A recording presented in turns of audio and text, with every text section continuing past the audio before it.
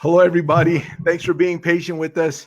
I want to welcome you guys back into the Q&A show. I'm Bob Theriot, and we had a little bit of technical difficulties there, but we're back and running. And, you know, with everything in tech is great sometimes, and sometimes it fails you, but that's okay. We're going to move forward. Again, let me just give you a brief introduction for those of you who are watching it in replay. And like I said, you guys, if you could do me a favor and like this one more time, share it. Smash that heart button, like it, let everybody know that we're on. And if you happen to catch this this show in replay, hashtag replay for me. That tells the community that we're out. We know that you watched it, and that really helps us out. So without further delay, let me reintroduce you to my friend, Victor Cruz.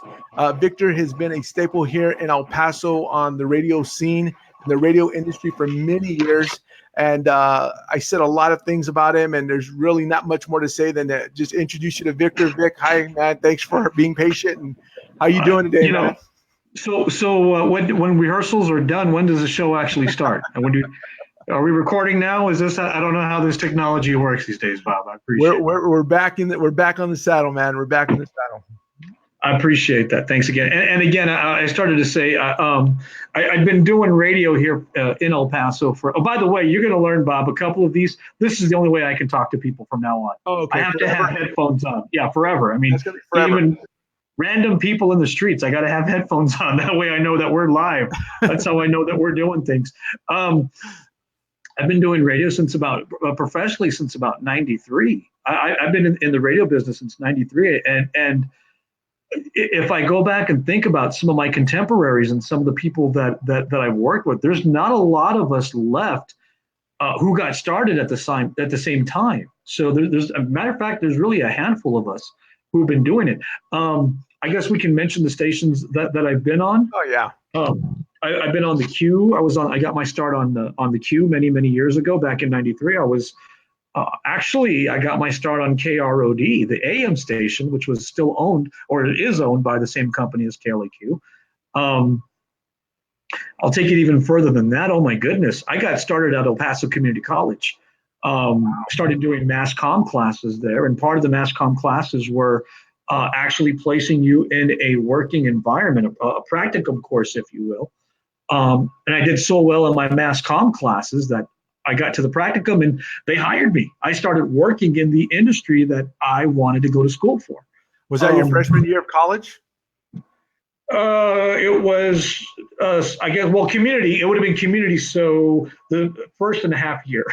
I didn't finish community college because I started working in my field. That's what I went to. And in fact, I have a really good friend of mine who would teach business at UTEP, and he said he would use me as the example. You know, when people grow up and you ask a kid, what do you want to be when you grow up?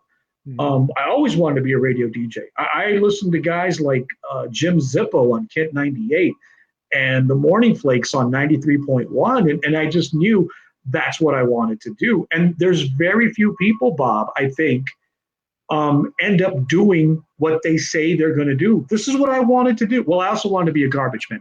That's just because that was my chore at home, was to take garbage out. So I figured, well, might as well. That's called good. That's called good parenting. Now that I think about it, I probably would have been making more money as a garbage man. I should have went that route instead of the radio route. I'm not, from my understanding.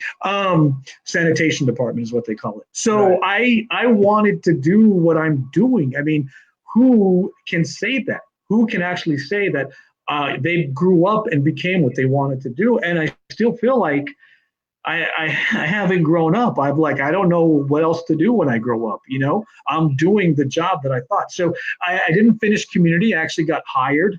I was at KROD and I started from the bottom, quite literally, just doing anything and everything that I could as an intern. Getting hired, I was answering phone calls, I was producing, I was running baseball on the AM, which, by the way, sucks. Baseball on radio, horrible. And I had to sit there and insert the commercials. And this is really, Bob, you and your listeners or viewers have to understand, this is well before technology, what we have now. I mean, we had people literally sitting in the studios doing stuff. I went from the AM KROD to KLAQ. And again, working the overnights when we used to have people in the studio late at night from midnight to 6. Right. I was also driving vans. I was setting up remotes.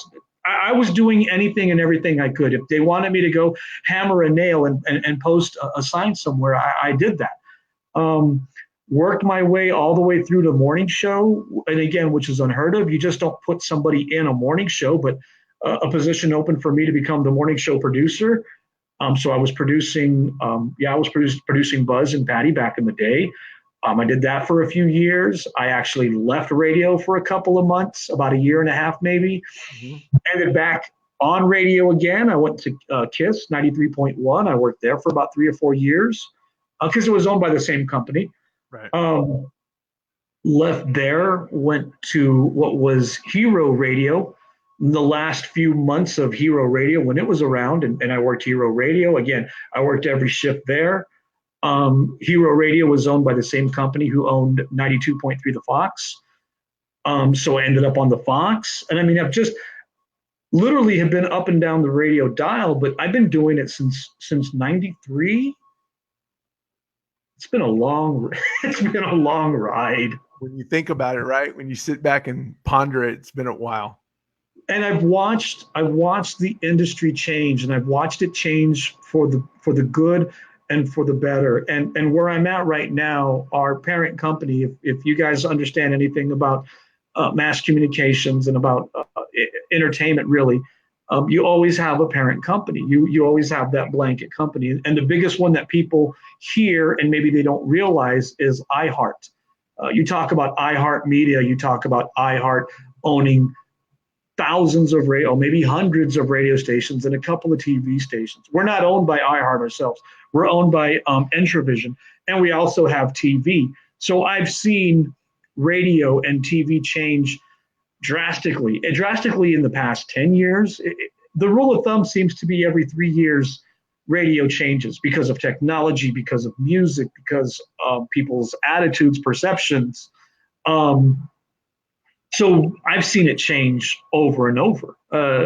We're voice tracked, we're pre-recorded. I guess that's the biggest secret out there right now. You know, you listen to your satellite radios, your Pandoras, and you hear these great voices, you hear these great DJs on XM. They're actually recorded. They're not recorded. No. And I say that much not to give up the secrets of radio, but because local radio in El Paso, especially the Fox, not to take away from any other radio station, all the other radio stations, I have friends that work there. I have friends at every radio station. We all fight the same battles. You know, we're part of a different army fighting the same battle. But local radio is really where the key is right now, and it's a hard fight to show corporates and other outside influences that, look, guys, you've got a DJ. You guys can call up and make a request. I'm going to be there. I'm going to answer.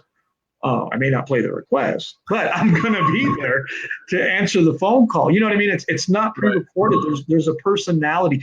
Quite literally, there is a personality still on the radios here. But I think that's the biggest change is that we're going into that canned, pre-recorded without divulging too much information, because it's upsetting, to be perfectly honest with you, when you hear how there's nobody there. Yeah. So I guess program brought to you by Coke Zero, by the way. Do you have a sponsorship with Coke Zero? Sponsorship, yeah. I get absolutely nothing for that. Oh, good. Well, there you go. Yeah, so I guess, and I was going to ask you that. So I guess you're saying the biggest difference from when you started to now is all the pre-recorded shows going on. The art of going live is lost, right, with most DJs now. And so it is refreshing to hear a local DJ on the radio giving you like live traffic reports and weather and things like that. I mean, it is pretty cool. I mean, if you're comparing that to a satellite radio or streaming, right? The biggest thing and the biggest giveaway, and I tell this to schools when we go talk to schools, and it's heartbreaking, number one, to see these kids, literally kids, when we go talk to kids at schools for career day or whatever, they don't even understand what radio is. So our biggest battle is pulling people in to the radio. We have so many other outlets, Bob, of entertainment and of information and satellites and Pandoras. So yeah, it's hard to pull somebody in and say, but my biggest ally in all of this is telling them, if there's no school tomorrow, how are you going to find out? If there's a major accident on the freeway and there's a tsunami that wipes out El Paso, that's a joke because we're nowhere near an ocean that a tsunami would occur. But how are you going to find out? If you're listening to a radio station and they're just going on and on and on and make no local reference, that's how you know that they're pre-recorded. That's how you know that breaking news, they'll talk about it the next day or so. And that's what sucks the life. And I hate saying it that way, but it sucks the life out of radio when you don't have that. And the second thing is to tie it into your show here is a few years back when the economy got really bad, advertisers started pulling money away from radio and TV, which was hard to understand. You need to make money, but the first place you cut was your advertising budget. Right. And I tell people all the time, you advertise with local radio just a little bit. We lost your sound. Vic, can you hear me? And the tech bug kicks in. Let me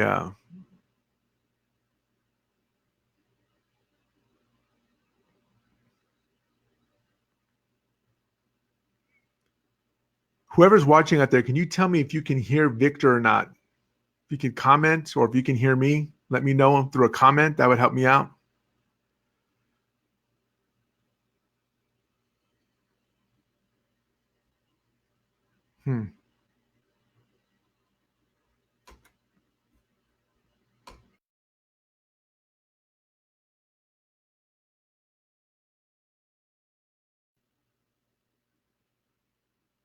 Hello? Can't hear me? And we lost sound again. If you guys can hear me, somebody out there, no sound. Nope, can't hear him. Cannot hear voice, but can hear you perfectly. It looks to be on your end, Vic. It looks to be on your end. You guys, I apologize for this. For sure, I will bring him back and we will continue this conversation. But we're having some issues with Vic on that other side.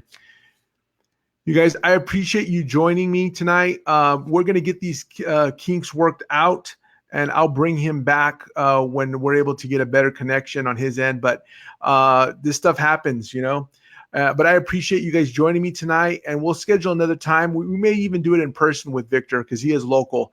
But again, thank you for joining the Q&A show. And until next time, you guys, have a good one and have a great 4th of July. Bye-bye.